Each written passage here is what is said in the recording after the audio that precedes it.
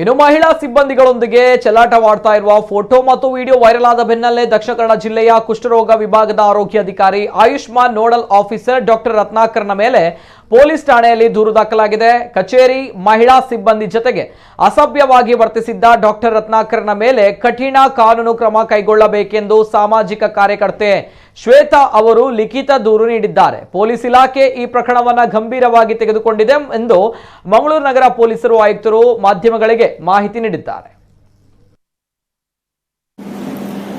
ಮಂಗಳೂರು ನಗರ police commissionerate ವ್ಯಾಪ್ತಿಯ ಮಹಿಳಾ police ಠಾಣೆಯಲ್ಲಿ ಇವತ್ತೊಂದು ಫಿರ್ಯಾದು ದಾಖಲಾಗಿದೆ.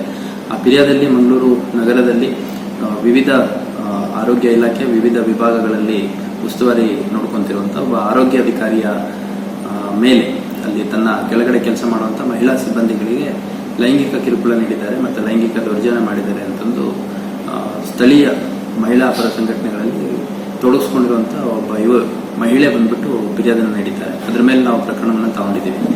ಮುಖ್ಯವಾಗಿ ಸಾಮಾಜಿಕ ಜಾಲತಾಣಗಳಲ್ಲಿ ಮತ್ತು ಮಾಧ್ಯಮಗಳಲ್ಲಿ, ಪರ್ಟಿಕ್ಯುಲರ್ಲಿ ಎಲೆಕ್ಟ್ರಾನಿಕ್ ಮೀಡಿಯಾದಲ್ಲಿ ಈ ಒಂದು ವಿಷಯ ಏನಿದೆ ಬಹಳ ದೊಡ್ಡ ಮಟ್ಟದಲ್ಲಿ ಪ್ರಸಾರ ಆಗಿತ್ತು. ಅದರ ಹಿನ್ನೆಲೆಯಲ್ಲಿ ಈ ಒಂದು ಪ್ರಕರಣವನ್ನು ನಾವು ದಾಖಲು ಮಾಡ್ಕೊಂಡಿದ್ದೀವಿ.